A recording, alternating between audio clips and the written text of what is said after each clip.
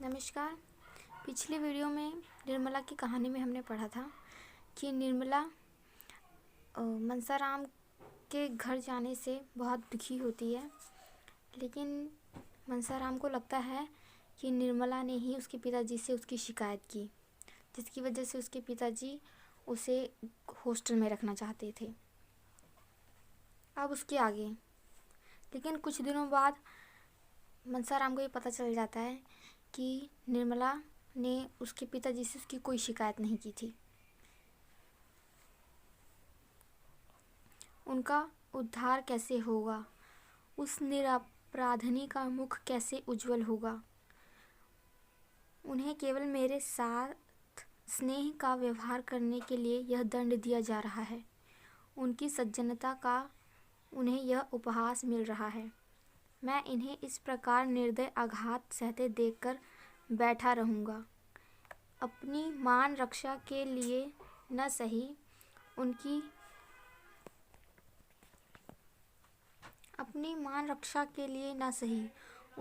आत्मरक्षा के लिए इन प्राणों का बलिदान करना पड़ेगा। इसके सिवाय उद्धार का कोई उपाय नहीं। आह, दिल में कैसे कैसे अरमान थे, वे सब खाक में मिला देने होंगे। एक सती पर संदेह किया जा रहा है और मेरे कारण। मुझे अपने प्राणों से उनकी रक्षा करनी होगी। यही मेरा कर्तव्य है। इसी में सच्ची वीरता है। माता, मैं अपने रक्त से इस कालिमा को धो दूंगा। इसी में मेरा और तुम्हारा दोनों का कल्याण है। वह दिन भर इन्हीं विचारों में डूबा रहा। शाम को उसके दोनों भाई आकर घर चलने के लिए आग्रह करने लगे। सियाराम, चलते क्यों नहीं भैया? मेरे भैया जी, चलो ना। मनसाराम, मुझे फुर्सत नहीं है कि मैं तुम्हारे कहने से चला चलूं। जिया, आखिर कल तो इतवार है ही। मनसा, इतवार को भी काम है। जिया, अच्छा, कल आओगे ना? मनसा, नहीं, कल मुझे एक मैच में जाना है। सिया, अम्मा जी मूंग के लड्डू बना रही हैं, ना चलोगे तो एक भी न पाओगे। हम तुम मिल के खा जाएंगे। जिया, इन्हें न देंगे। जिया, भैया अगर तुम कल ना गए तो शायद अम्मा जी यहाँ चली आएं। मनसा, सच? नहीं, ऐसा क्यों करेंगी? यहाँ आई तो बड़ी परेशानी होगी।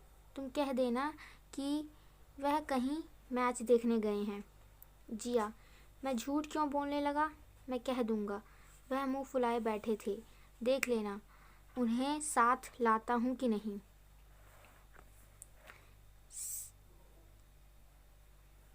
सिया, हम कह देंगे कि आज पढ़ने नहीं गए, पड़े पड़े सोते रहे। मनसाराम ने इन दूतों से कल आने का वादा करके गला छुड़ाया। जब दोनों चले गए तो फिर चिंता में डूबा। रात भर उसे करवटें बदलते गुजरी। छुट्टी का दिन भी बैठे बैठे कट गया। उसे दिन भर शंका होती रहती कि कहीं अम्मा जी सचमुच न चली आएं। किसी गाड़ी की खड़खड़ाहट सुनता तो उसका कलेजा धक धक करने लगता। कहीं आ तो नहीं गई।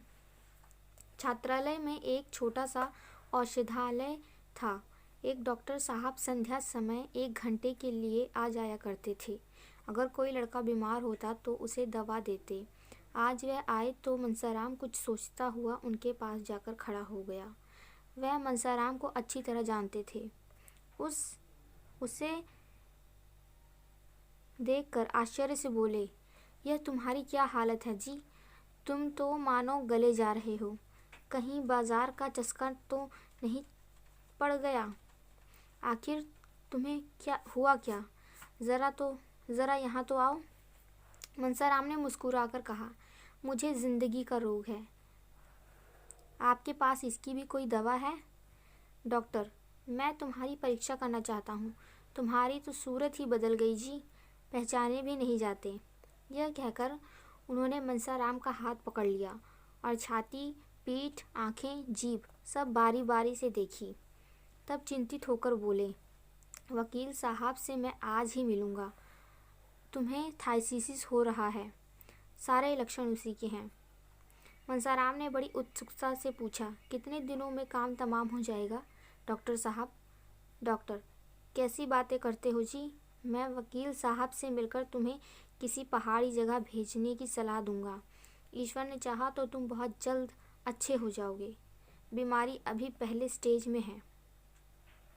मनसाराम, तब तो अभी 1-2 साल की देर मालूम होती है। मैं तो इतना इंतज़ार नहीं कर सकता।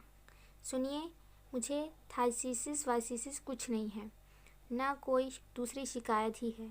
आप बाबूजी को नाहक दर्द में न डालिए।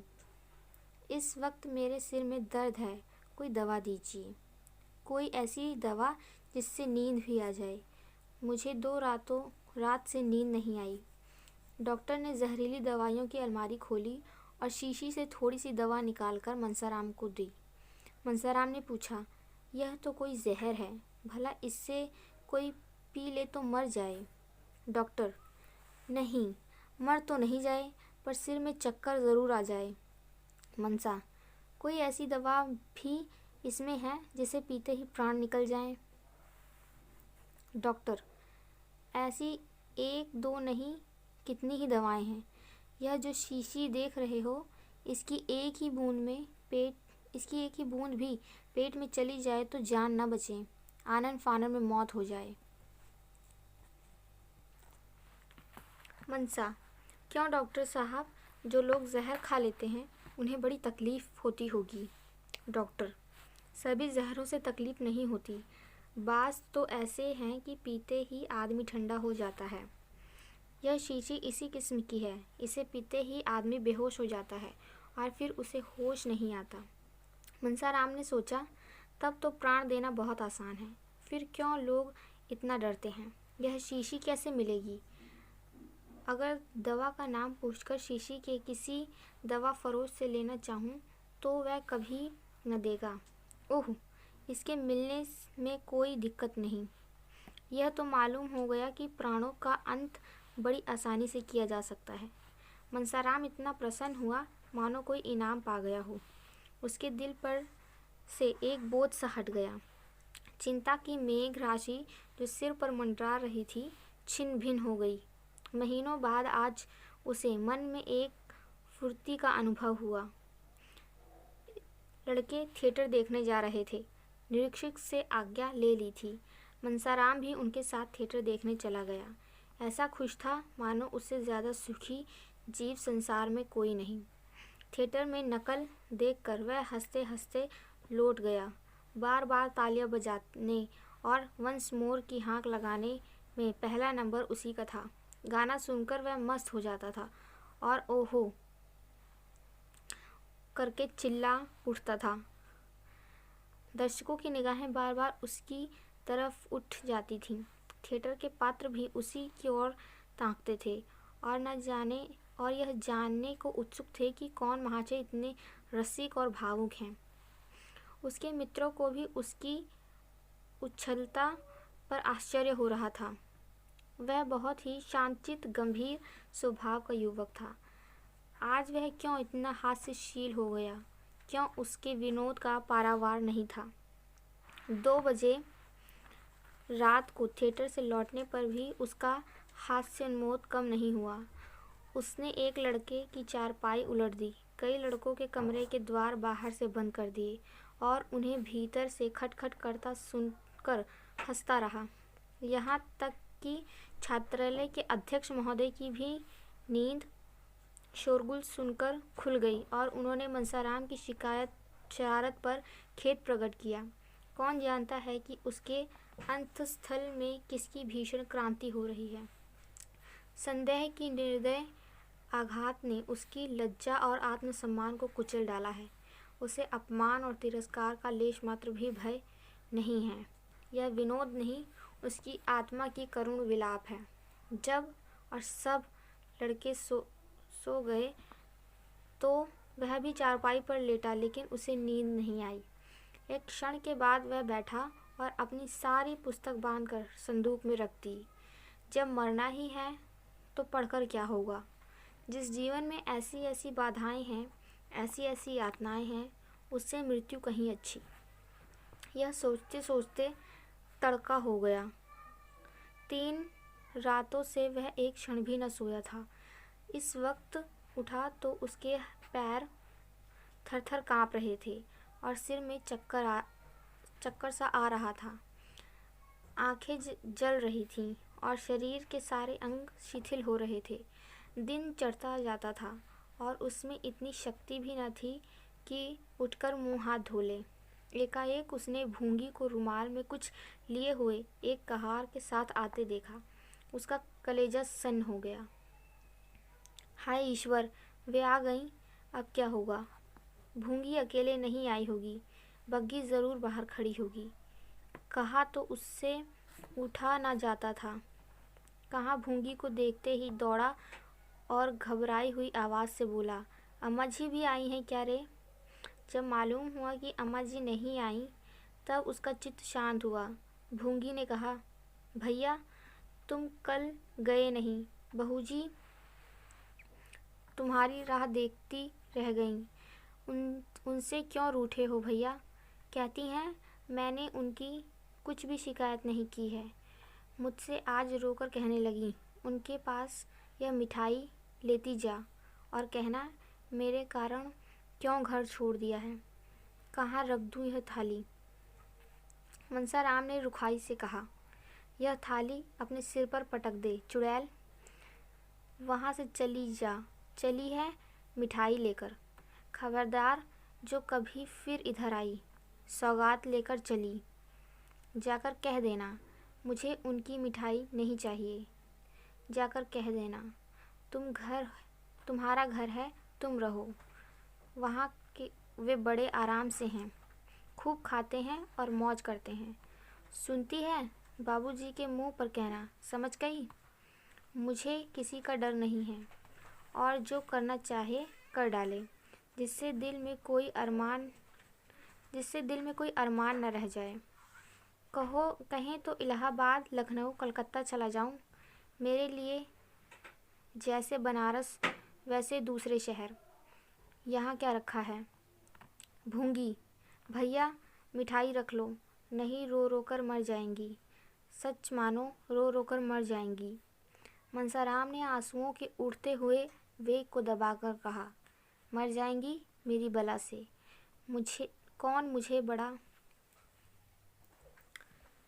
मुझे बड़ा सुख दे दिया है जिसके लिए पछताऊं। मेरा तो उन्होंने सर्वनाश कर दिया। कह देना मेरे पास कोई संदेशा ना भेजें, कुछ ज़रूरत नहीं।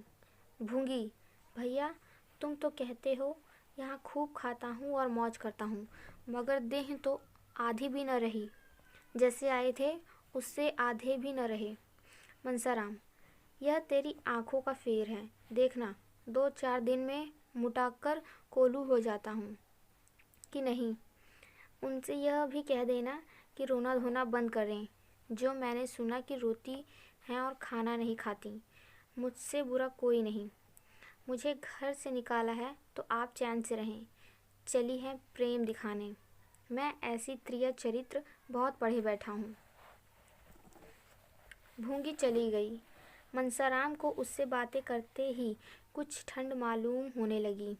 यह अभिनय करने के लिए उसे अपने मनोभावों को जितना दबाना पड़ा था, वह उसके लिए असाध्य था।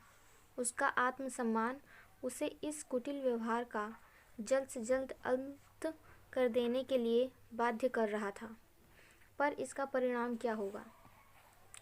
निर्मला क्या यह आघात सह सकेगी? अब तक वह मृत्यु की कल्पना करते समय किसी अन्य प्राणी का विचार न करता था, पर आज एकाएक ज्ञान हुआ कि मेरे जीवन के साथ एक और प्राणी का जीवन सूत्र भी बंधा हुआ है। निर्मला यह समझेगी कि मेरी निष्ठुरता ही ने इनकी जान ली। यह समझकर उसका कोमल हृदय क्या फट न जाएगा? उसका जीवन भी तो अब संकट में है। संदेह के कठोर पंजे में फंसी हुई अबला क्या अपने को हत्यारिणी समझकर बहुत दिन जीवित रह सकेगी? मनसाराम ने चारपाई पर लेटकर लिहाफ ओढ़ लिया। फिर भी सर्दी से कलेजा कांप रहा था। थोड़ी ही देर में उसे जोर से ज्वर चढ़ाया। वह बेहोश हो गया। इस अचेत दशा में उसे भांति भांति के स्वप्न दिखाई देने लगे। थोड़ी थोड़ी देर बाद उस चौंक पड़ता, आंखें खुल जाती, फिर बेहोश हो जाता। सहसा वकील साहब की आवाज़ सुनकर वह चौंक पड़ा। हाँ, वकील साहब ही की आवाज़ थी। उसने लिहाफ फेंक दिया और चारपाई पर उतरकर नीचे खड़ा हो गया। उसके मन में एक आवेग हुआ कि इस वक्त इनके सामने प्राण दे दूं। उसे ऐसा मालूम हुआ कि मैं मर जाऊं तो इन्हें सच्ची खुशी होगी। शायद इसीलिए वह देखने आए हैं कि मेरे मरने में कितनी देर है। वकील साहब ने उसका हाथ पकड़ लिया जिससे वह गिर न पड़े और पूछा, कैसी तबीयत है लल्लू? लेटे क्यों न रहे? लेट न जाओ, तुम खड़े क्यों हो गए? मनसाराम, मेरी तबीयत तो बहुत अच्छी है, आपको व्यर्थ ही कष्ट हुआ। मुंशी जी ने कुछ जवाब न दिया। लड़के की दशा देखकर उनकी आंखों में आंसू आ गए। वह हष्ट-पुष्ट बालक जिसे देखकर उनका चित्त प्रसन्न हो जाता था, अब सूख कर काटा हो गया था।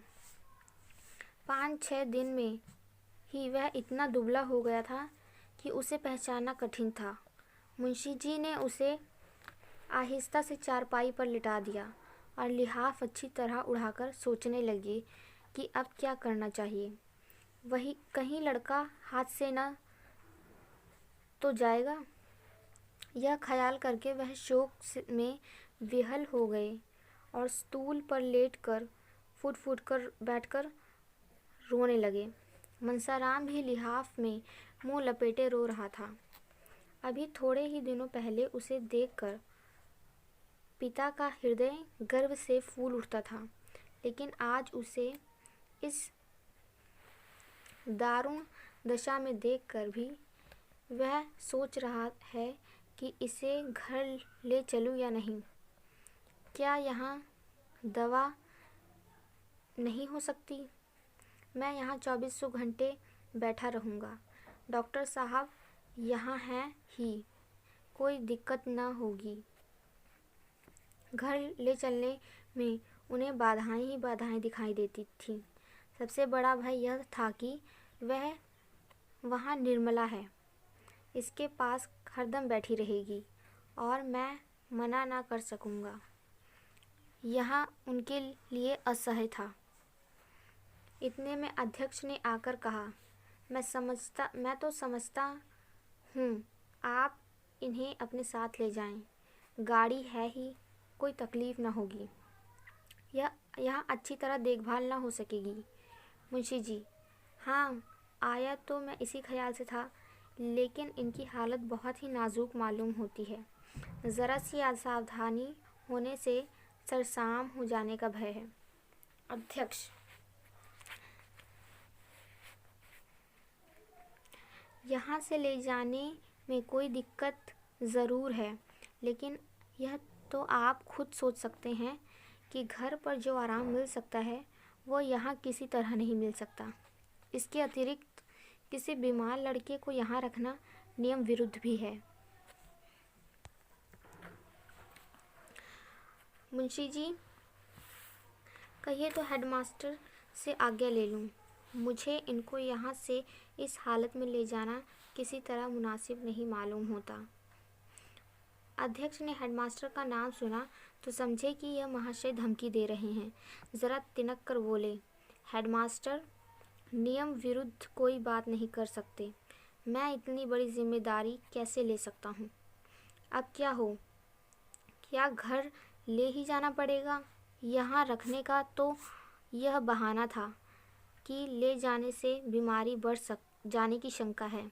यहाँ से ले जाकर अस्पताल में ठहरने के लिए कोई बहाना नहीं है।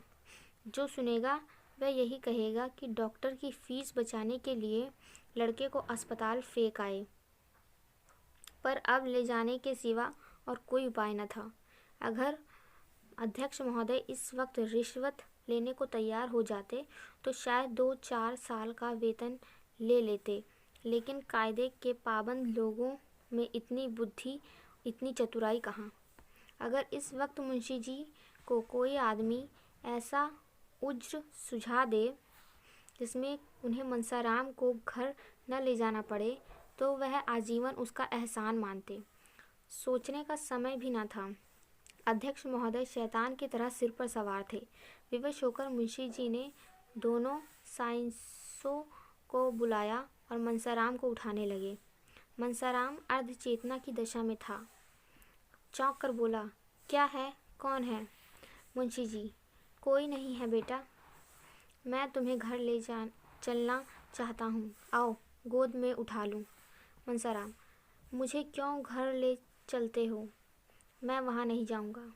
मुंशी जी, यहाँ तो रह नहीं सकते, नियम ही ऐसा है।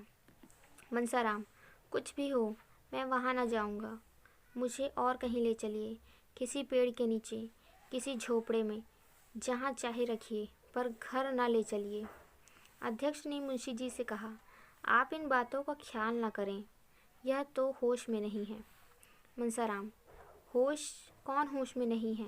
मैं होश में नहीं हूँ? किसी को गालियाँ देता हूँ, दांत काटता हूँ, क्यों होश में नहीं हूँ? मुझे यही पड़ा रहने दीजिए, जो कुछ होना होगा यही होगा। अगर ऐसा है तो मुझे अस्पताल ले चलिए, मैं वहाँ पड़ा रहूँगा। जीना होगा जीऊँगा, मरना होगा मरूँगा, लेकिन घर किसी तरह भी न जाऊँगा। यह जोर पाकर मुंशी जी फिर अध्यक्ष से मिन्नतें करने लगे, लेकिन वह कायदे का पाबंद आदमी कुछ सुनता ही न था। अगर छूत की बीमारी हुई और किसी दूसरे लड़के को छूत लग गई तो कौन उसका जवाबदेह होगा। इस तर्क के सामने मुंशी जी की कानूनी दलीलें भी मात हो गईं। आखिर मुंशी जी ने मनसाराम से कहा, बेटा, तुम घर चलने में क्यों इनकार कर रहे हो? वहाँ तो सभी तरह का आराम रहेगा।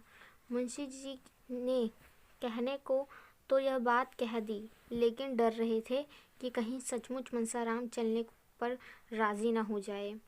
मनसाराम को अस्पताल में रखने का कोई बहाना खोज रहे थे और उसकी जिम्मेदारी मनसाराम ही के सिर डालना चाहते थे।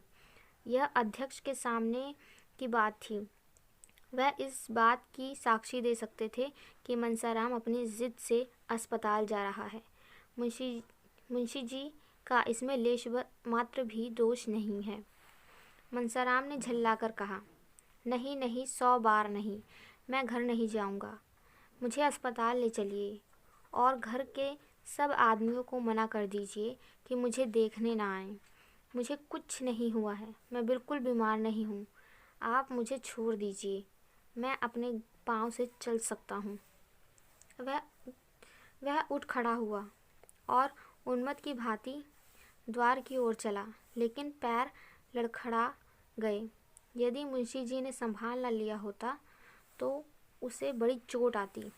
दोनों नौकरों की मदद से मुंशी जी उसे बग्घी के पास लाए और अंदर बिठा लिया। गाड़ी अस्पताल की ओर चलने लगी। वही हुआ जो मुंशी जी चाहते थे। इस शोक में भी उनका चित्त संतुष्ट था। लड़का अपनी इच्छा से अस्पताल जा रहा था। क्या यह इस बात का प्रमाण नहीं था कि घर से इसे कोई स्नेह नहीं है? क्या इससे यह सिद्ध नहीं होता कि मनसाराम निर्दोष है? वह उस पर अकारण ही भ्रम कर रहे थे, लेकिन जरा ही देर में इस तुष्टि की जगह उनके मन में ग्लानि का भाव जागृत हुआ। वह अपने प्राण प्रिय पुत्र को घर न ले जाकर अस्पताल ले जा रहे थे। उनके विशाल भवन में अब उनके पुत्र के लिए जगह न थी, इस दशा में भी जब कि उसका जीवन संकट में पड़ा हुआ था। कितनी विडंबना है।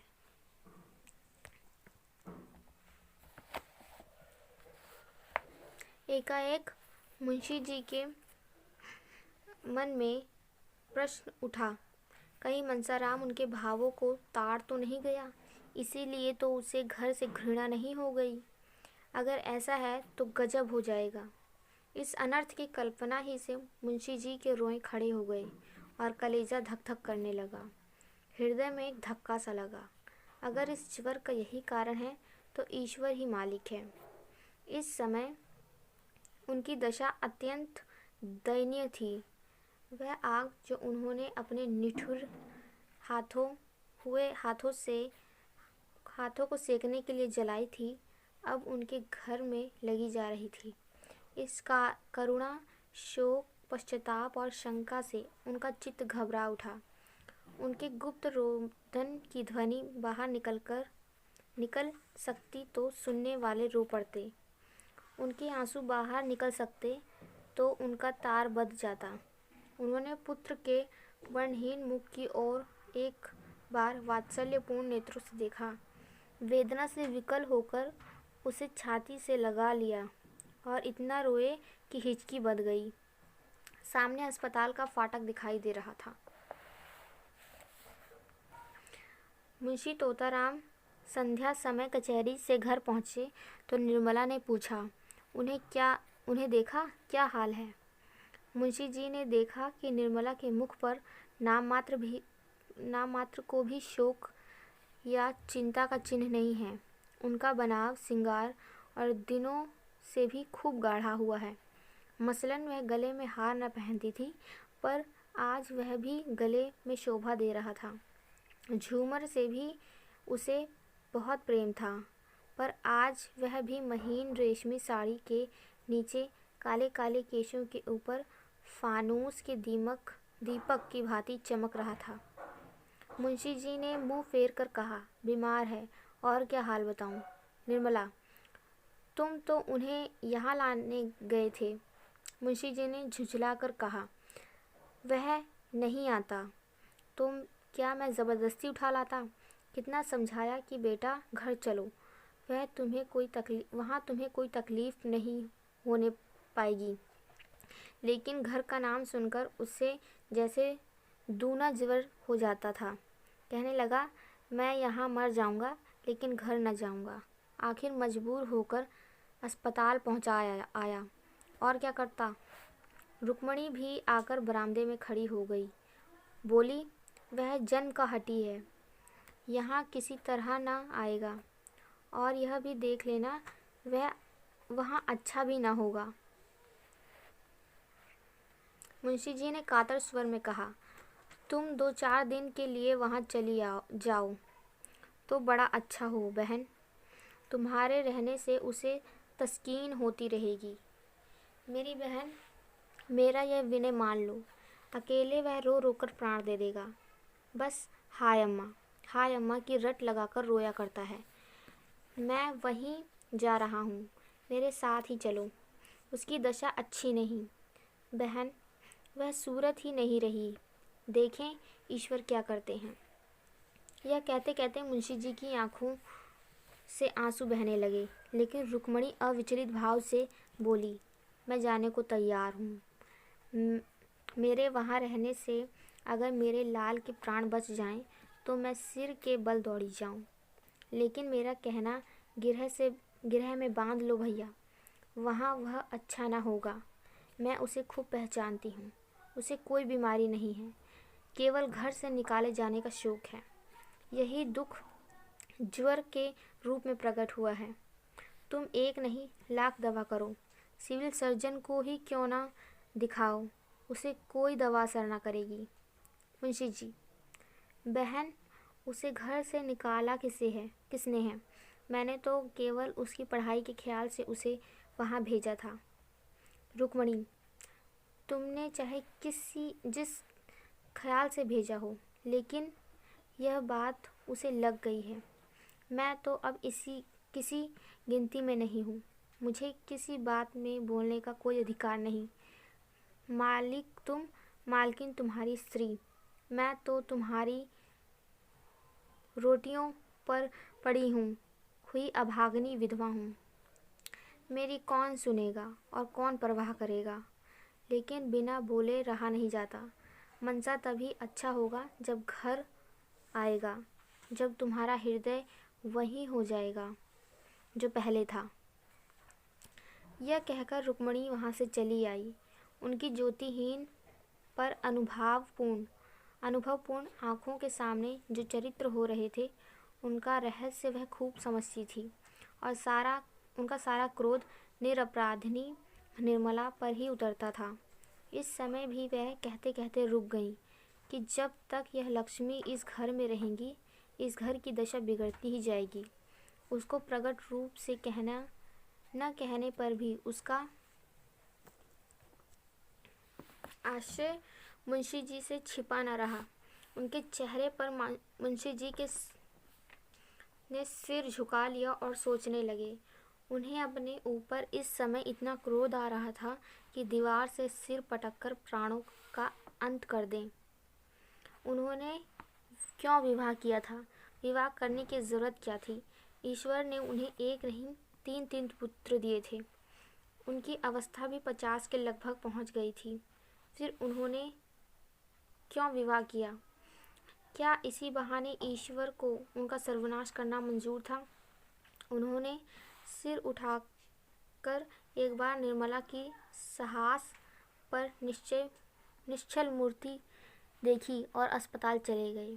निर्मला की साहस छवि ने उनका चित्त शांत कर दिया था।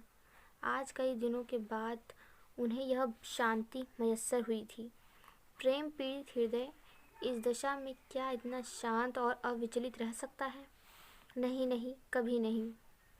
हृदय की चोट भाव कौशल से नहीं छिपाई जा सकती। अपने चित्त की दुर्बलता पर इस समय उन्हें अत्यंत क्षोभ हुआ। उन्होंने अकारण ही संदेह को हृदय में स्थान देकर इतना अनर्थ किया। मनसाराम की ओर से भी उनका मन निश्शंक हो गया। हाँ, उसकी जगह अब एक नई शंका उत्पन्न हो गई। क्या मनसाराम भाप तो नहीं गया? क्या भाप कर ही तो घर आने से इनकार नहीं कर रहा है? अगर भाप गया तो महान अनर्थ हो जाएगा। उसकी कल्पना ही से उनका मन दहल उठा। उनकी देह की सारी हड्डियां मानो इस हाहाकार पर अपने पानी डालने के लिए व्याकुल हो उठी। उन्होंने कोचवान से घोड़े को तेज चलाने को कहा। आज कई दिनों के बाद उनका हृदय मंडल पर छाया हुआ सघन घन फट गया था और प्रकाश की लहरें अंदर से निकलने के लिए व्यग्र हो गई। उन्होंने बाहर सिर निकालकर देखा। कोचवान सो तो नहीं रहा। घोड़े की चाल इतनी मंद कभी न मालूम हुई थी। अस्पताल पहुंचकर वह लटके हुए मनसाराम के पास गए। देखा तो डॉक्टर साहब उनके सामने चिंता में मग्न खड़े थे। मुंशी जी के हाथ पांव फूल गए। मुंह से शब्द न निकला।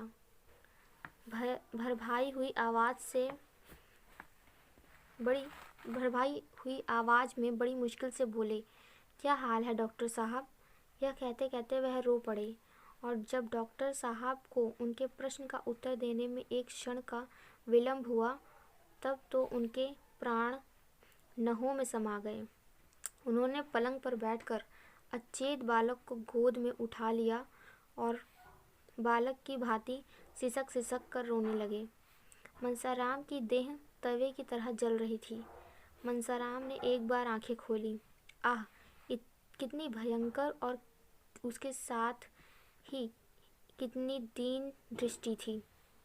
मुंशी जी ने बालक को कंठ से लगाकर डॉक्टर से पूछा, क्या हाल है साहब? आप चुप क्यों हैं?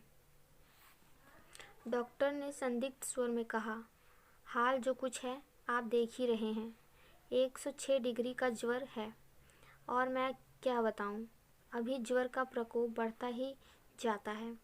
मेरे किए जो कुछ हो सकता है कर रहा हूं। ईश्वर मालिक है। जब से आप गए हैं मैं 1 मिनट के लिए भी यहाँ से नहीं हिला, भोजन तक नहीं कर सका। हालत इतनी नाजुक है कि 1 मिनट में क्या हो जाएगा नहीं कहा जा सकता। यह महाज्वर है, बिल्कुल होश नहीं है। रह रहकर डिलीरियम का दौरा सा हो जाता है। क्या घर में इन्हें किसी ने कुछ कहा है? बार बार अम्मा जी तुम कहाँ हो, यही आवाज़ मुंह से निकलती है। डॉक्टर साहब यही कह रहे थे कि सहसा मुंशीराम उठकर बैठ गया और धक्के से मुंशी जी को चारपाई के नीचे धकेल कर उन्मत्त स्वर में बोला, क्यों धमकाते हैं आप? मार डालिए, मार डालिए, अभी मार डालिए। तलवार नहीं मिलती, रस्सी का फंदा है या वह भी नहीं, मैं अपने गले में लगा लूँगा। हाय अम्मा जी, तुम कहाँ हो? यह कहते कहते वह फिर अचेत होकर गिर पड़ा। मुंशी जी एक क्षण तक मुंशीराम की शिथिल मुद्रा की ओर व्यथित नेत्रों से ताकते रहे। फिर सहसा उन्होंने डॉक्टर साहब का हाथ पकड़ लिया और अत्यंत दीनतापूर्वक आग्रह से बोले, डॉक्टर साहब, इस लड़के को बचा लीजिए, ईश्वर के लिए बचा लीजिए, नहीं तो मेरा सर्वनाश हो जाएगा। मैं अमीर नहीं हूँ, लेकिन आप जो कुछ कहेंगे वह हाजिर करूँगा। इसे बचा लीजिए। आप बड़े से बड़े डॉक्टरों को बुलाइए और उनकी राय लीजिए। मैं सब खर्च कर दूँगा। इसकी यह दशा अब न देखी जाती है। हाय मेरा होनहार बेटा। मैं डॉक्टर साहब के करुण स्वर में कहा, बाबू साहब, मैं आपसे सत्य कह रहा हूँ कि मैं इनके लिए अपनी तरफ से कोई बात ना उठा रख रहा हूँ। अब आप दूसरे डॉक्टरों से सलाह लेने को कहते हैं। अभी डॉक्टर लाहिरी, डॉक्टर भाटिया और डॉक्टर माथुर को बुलाता हूँ। विनायक शास्त्री को भी बुलाए लेता हूँ, लेकिन मैं आपको व्यर्थ का आश्वासन नहीं देना चाहता। हालत नाजुक है। मुंशी जी, अब यहाँ से आगे का नेक्स्ट वीडियो में करेंगे। इसमें हमने पढ़ा कि मुंशीराम की तबीयत बहुत ज़्यादा ख़राब हो गई है और उसे हॉस्पिटल में एडमिट कर दिया गया है।